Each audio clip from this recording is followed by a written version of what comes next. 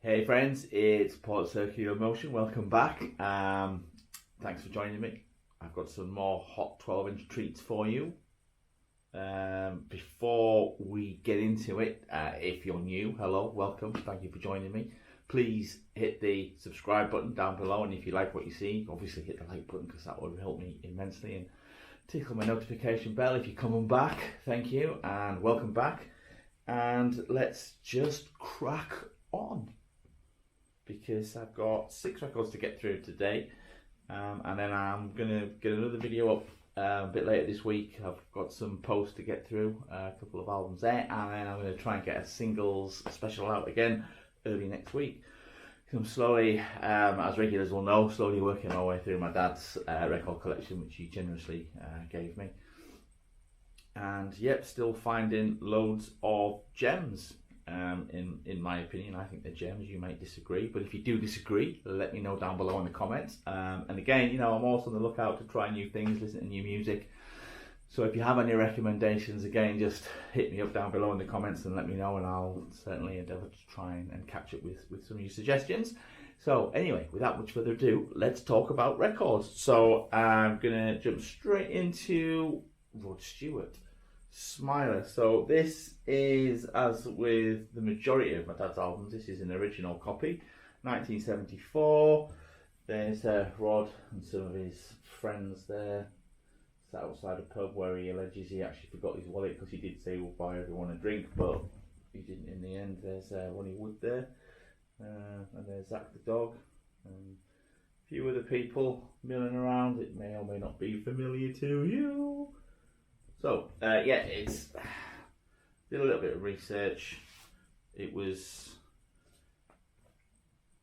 not very well received at the time, and looking at it, there's only 2 songs on there that he actually, 3 songs on there that he actually had a hand in writing.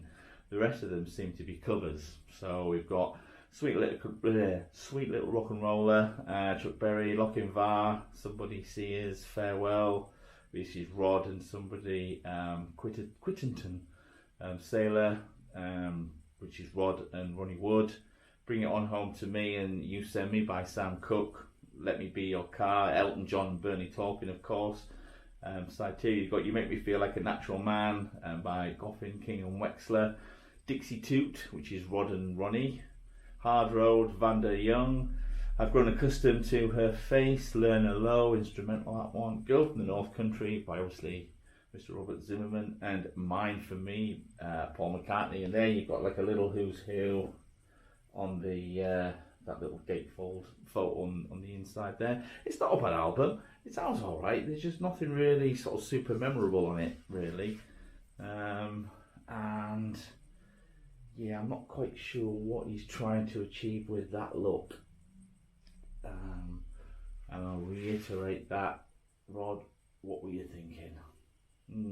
Anyway, from an oral point of view, from an audio point of view, it sounds really nice. As nice as you could expect. Nothing like outstanding or amazing, but yeah, it's an original Mercury release, worth checking out if you have the time. Next up, the Magnificent Rolling Stones. Now, I've never really been a massive Stones fan until I got all these records off my dad. And so far, every record that I've listened to has done everything to change my perception of them. So I'm ashamed to say that I didn't really hold them in any kind of regard up until I started listening to this stuff. And my dad did say, when I told him that I really enjoyed listening to Bigger Bang, that he preferred this album, and it is a better album.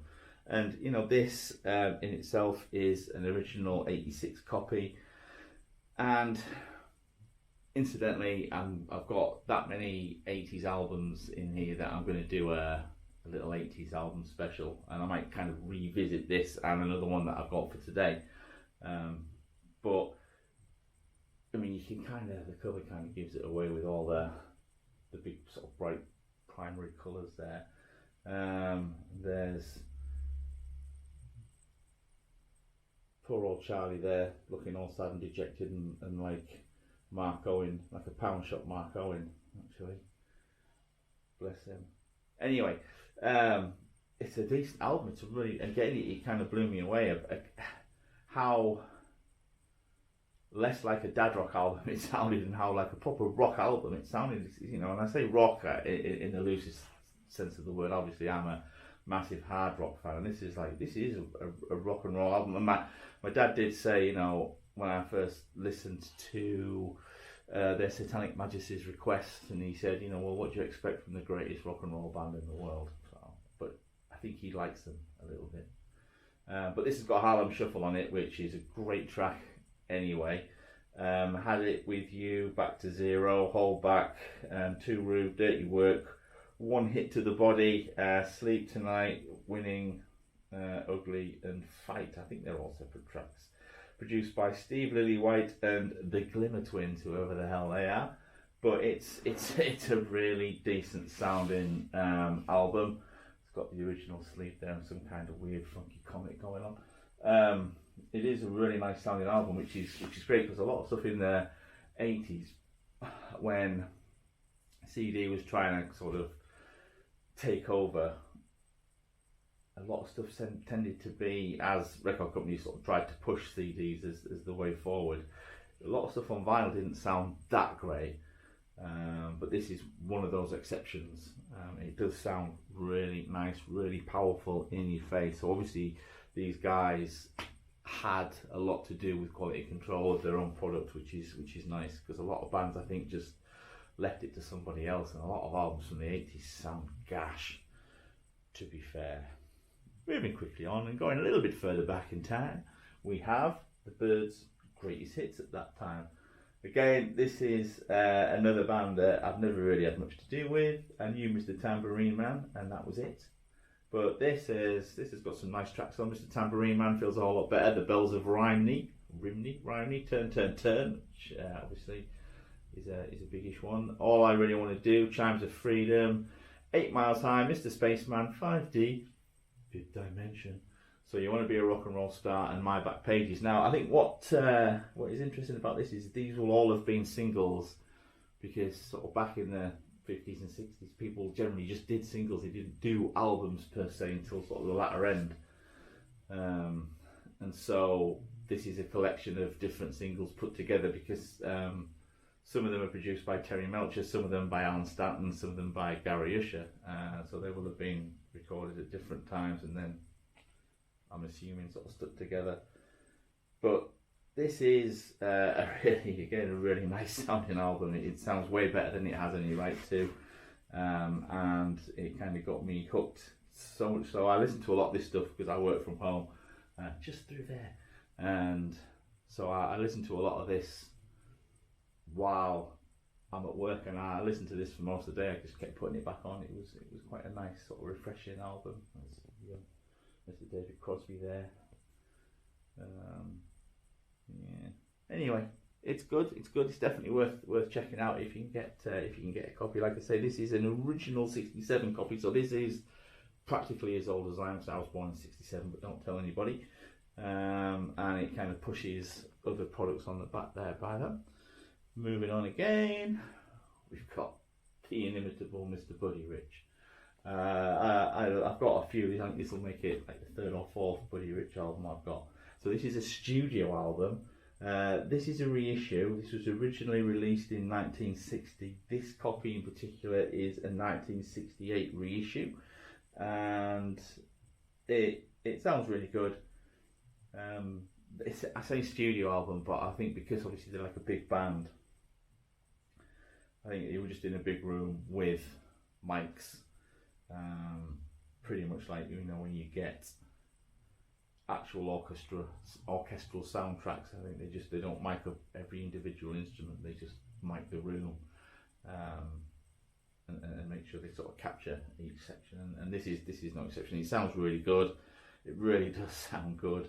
Brainwashed, The Swinging Serenade, Big Leg Mary, which is phenomenal, Straight No Chaser, and on side 2, Bloody Mary, Enlightened Tunisia, and Miss Bessie's Cooking. You know, there's a little bit of a blurb on the back there from Tom Reed, who works for, he must have had a show called This Is Jazz on KPRS in Kansas City, so Missouri.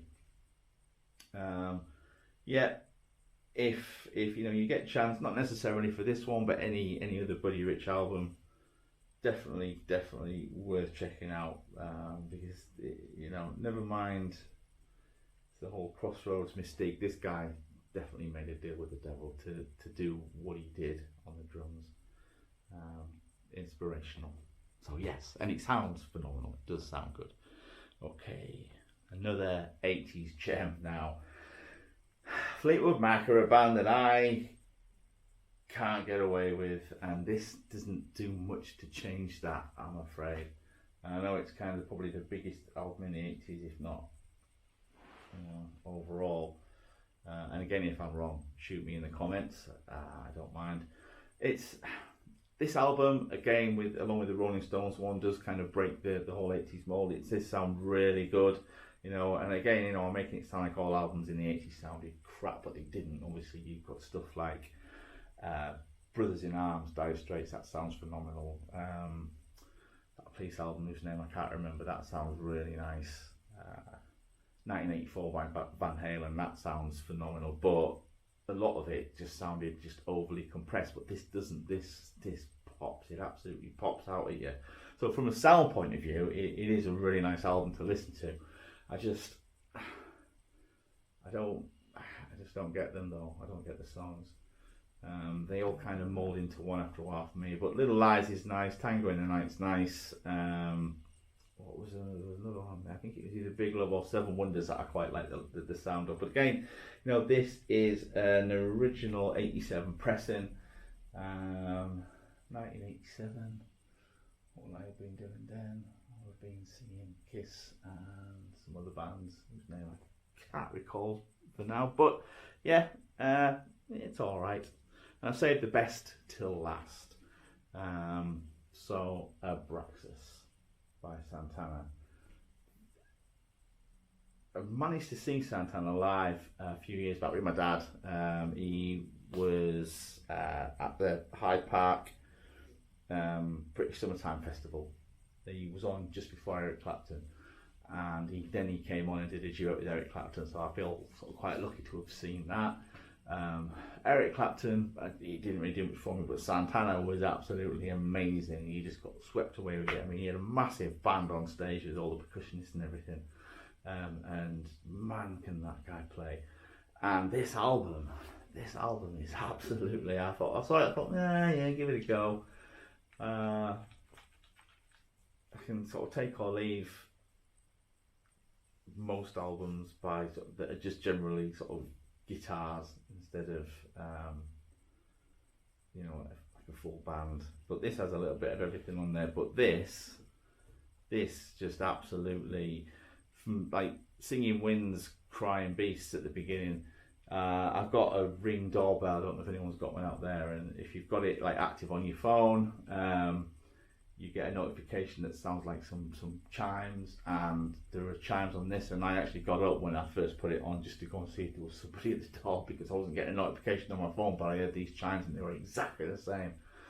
But yeah, it's great. And Black Magic Woman, this is a reissue. So this was an original 1970 release, and this is a 1981 reissue from my dad's collection. And as with all of these, they're all in immaculate condition, so it sounds absolutely phenomenal, and it blew me away. This is, along with Hunky Dory, probably one of the best sounding albums that I actually own now. It just sounds so good. Every little note, every little instrument, everything is there. You can hear there's massive definition. And again, it's not 180 gram vinyl. It's super thin, and it just sounds like the tits. It really does.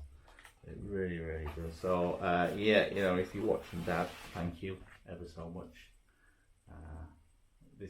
This one I played it I think for a couple of days, so I'm kind of playing catch up. I've got like a big section over on my records over there that I kind of, all my dad's records are here, then all the ones I've listened to are here, and then as I do these videos I can then sort of put them where they need to be within my collection. But yeah, this kind of got played about like 10 times I think, and I'm probably going to put it on very shortly once I finished filming this, and it was that good, and it sounded that good that it was Justin, my brother from another mother. It was his birthday just recently, and I got him a copy of this. I just had it delivered from Amazon because I wanted him to hear just how good this album sounds. Anyway, that concludes today's lesson in vinyl. Thanks for joining me. Like I say, I've got a couple of records that I got through the post. I'm going to go through. I'll probably get that up before the weekend, and then early next week I will have another one of my little single specials because I've got about 107 inches to get through for now. I've got some good stuff there. I've got some surprising ones as well that surprised me. So thank you. Don't forget to hit like if you enjoy what you see, and just tell your friends and get them to subscribe. That would be absolutely amazing. In the meantime, stay safe, and I'll catch you very soon.